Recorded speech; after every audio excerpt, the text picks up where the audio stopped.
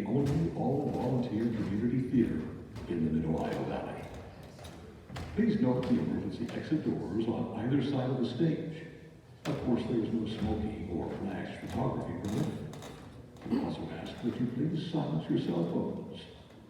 We invite you to experience the magic of live theater. Enjoy.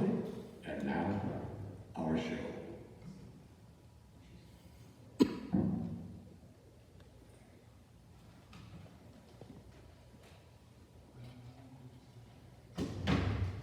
For a moment, I thought it was Tony. I'm sorry I interrupted you. What were we talking about? Well, I was just telling you that I murdered exactly 52 people since I last saw you. Oh, yes, what a week. How did you do it? Every way I could think of. I electrocuted some in their baths, locked some in the garage with the motor running, or pushed them through windows or over cliffs. Other weeks I preferred to poison, shoot, strangle, stab them, slug them, even suffocate them. Just according to how you felt. When you write for that kind of television, you don't have time to feel anything. Where do you get your ideas from? Oh, newspaper stories, police files, bad dreams, other writers. Oh, you once told me you'd never write anything that wasn't original. Well, you try being original 52 times a year. Suppose you just dry up and can't think of anything. If it comes to that, I just use my 3 hats. What do you mean? Well, I have 3 old hats marked. Who kills who, how, and why. Which is what? I mean, what's why? Well, why is the motive for killing? You've got to have a motive, you know. There are only 5 important ones. Fear, jealousy, money, revenge, and protecting someone you love. I just write them down on pieces of paper and then pick one out of the why hat. Sounds rather like sorting the week's washing. It's about as artistic as that, but better paid. It's no more frustrating than writing plays that aren't produced, or novels that aren't published. Oh, and don't forget this. It all goes to prove that white-o makes teeth bright. White and white. Let's have your glass, Mads. No, I'm all right, thanks. I could hardly believe it when I heard your voice. At first I thought you were phoning from New York. Yes, I thought you were shouting a little louder than necessary. As a matter of fact, I was just around the corner. Was it all right with my phoning like that? Oh, yes, of course. Was that Tony who answered? Yes, it was. The poor darling, I hope he isn't going to be too late. He always gets caught when we're going to the theater. So, you're not here on a holiday this time? No, not this time. I just came over to write some short TV films. After that, I think I'll knock off for a year and write that novel. I've got to write it someday. Another crime story? Well, I have to stick to crime. It's my stock in trade. But there's no reason why a murder story can't be as good as anything else. And I think I could write a good one if I take my time. I thought of a fair gimmick on the plane coming over. There's a pair of identical twins. One lives in Paris and the other in New York. All of a sudden, they both decide to... Max, before Tony comes, I ought to explain something. Yes? You see, I haven't told him anything about us. Oh. When you rang, I just said that you were a television writer I'd met when he had gone to America. Well, that's true enough. Yes, and then I said I saw you again before you went back to New York, and you promised to look us up if ever you came back. I see. Now, Max, I know you think it's silly, but when you get to know Tony, you'll understand why. Margot, I gotta get one thing straight. Things are okay now between you and Tony? They've never been better, and I want to keep them that way. I'm very glad. At least I guess I will be when I get used to the idea. And there's something else. Yes? I wasn't going to tell you, but, Come on, let's have it. well, you remember those letters you wrote me? Well, of course. After I read them, I burned them. I thought it best. All except one. You probably know the one I mean. I can guess. I never should have written it. Oh, I know. But I loved it anyway. I used to carry it around with me wherever I went. And And then one day, Tony and I were going to visit some friends for the weekend in the country. As we were standing on the platform, I noticed my handbag was missing, and the letter was inside. I see. Where was this? Victoria Station. I thought I must have left it in the restaurant, but when I went back to look for it, it had gone. You never found it? I recovered the handbag about 2 weeks later from the lost and found, but the letter wasn't there. And then, about 2 weeks after that, I received a note telling me what I was to do to get the letter back. Go on. It was to withdraw £50 from my bank in £5 notes and then change them for used £1 notes. It said that if I went to the police or told anyone at all, he would show the letter to my husband. May I see it?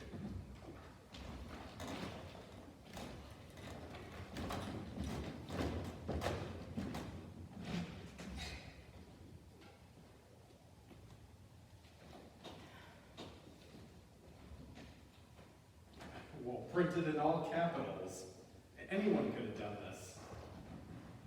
And a week after, I received this one. Well, both mailed in Brixton.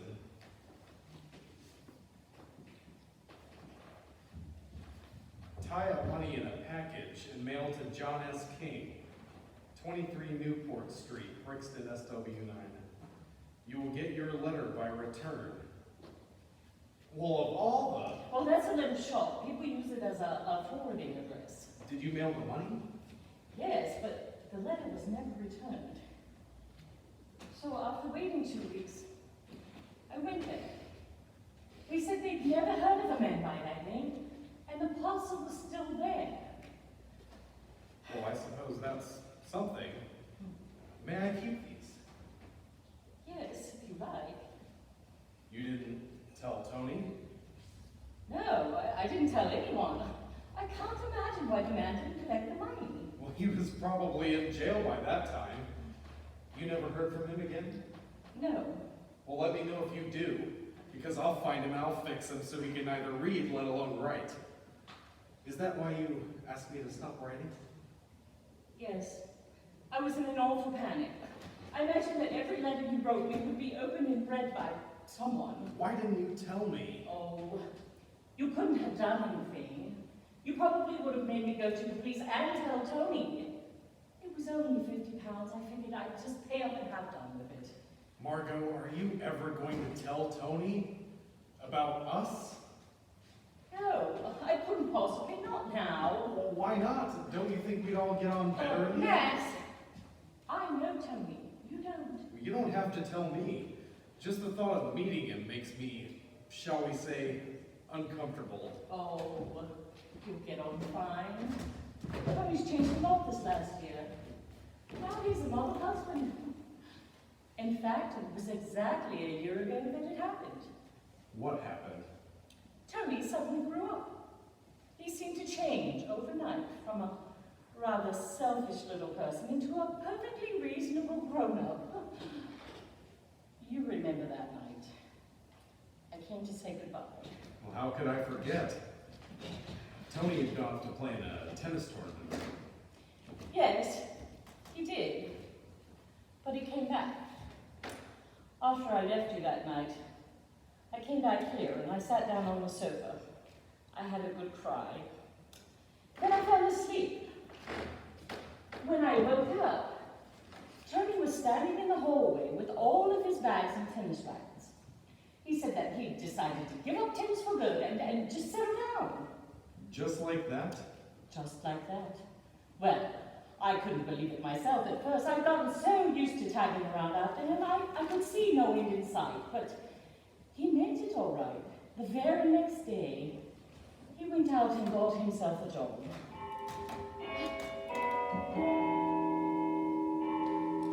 What were we doing exactly a year ago? Well, I was putting the mushrooms into the spaghetti. I nearly turned around and said, I can't go through with this, Margot. Let's find Tony and have it out with him. I know. I felt that way too. But all I could do was was stand there quite uselessly with a trip on the end of my nose. What did you do after I'd gone? Well, I walked along the embankment, stared at the Chelsea Gas Works. Were you thinking of the gas works or me? Neither.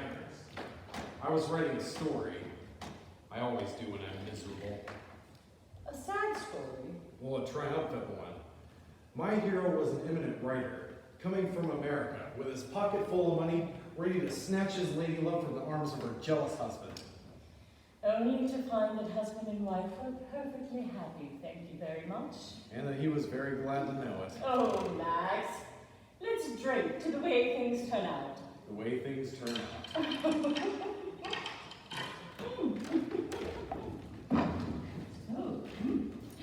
Oh, there you are. We thought you were never coming. What have you been up to? Sorry, darling, the boss blew in just as I was leaving. Oh, Tony, this is Max Halliday. Hello, Max. Tony? Has Margot been looking after you all right? How's your drink? We've been drinking ourselves silly waiting for you. How do you like it over here, Max? Fine.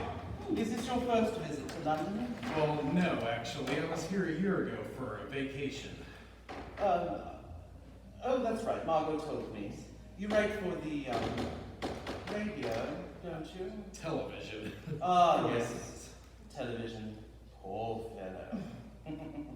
Are you staying long? I'm not sure. I have some writing to do. When that's finished, I'd like to stay a while longer and maybe do some traveling. Oh, that's a good idea. Only don't spend all your time in museums and cathedrals. Once you've seen one, you've seen the lot, if you ask me. Oh, do you fish? No, I'm afraid I don't. Oh, what a pity.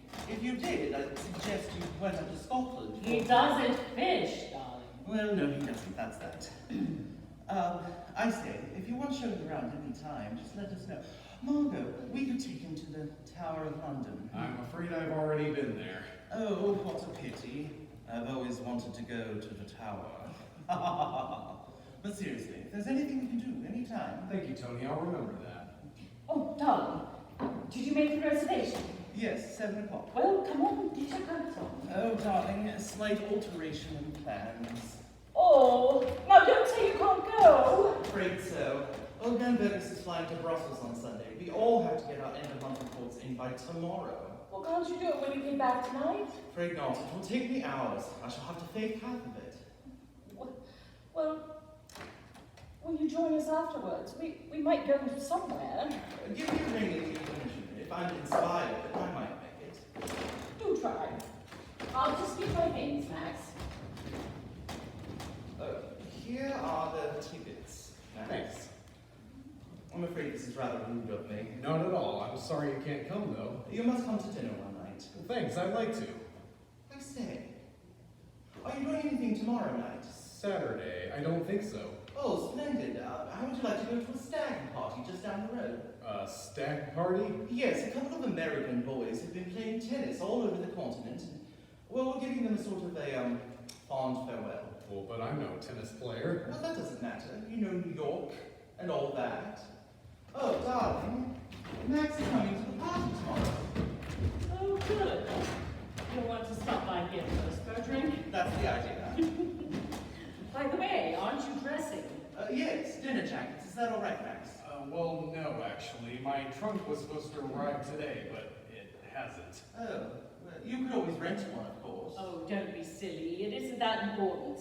Hold on. I think I've got an idea. Now, we really are going to be late. Shall I try to get a taxi? No, we can usually get one. Tony, darling. Hold on a minute. Here, Max, try this on. What on earth? Well, it's only my old single-breasted, but it might do. Look, if dressing is as important as all this, let's forget it, shall we? Nonsense. Oh, that old thing. It reeks of mothballs. Well, they say a writer will do anything for a square meal. It does look a little meager, doesn't Yes, it? I refuse to let you send Max out of here looking like a scarecrow. Surely he can go as he is. Anyway, my stuff ought to be here by tomorrow. Let's just hope that it is. Let's go, Max, before he tries the pants on. All right, you two. Well, goodbye. Enjoy yourselves.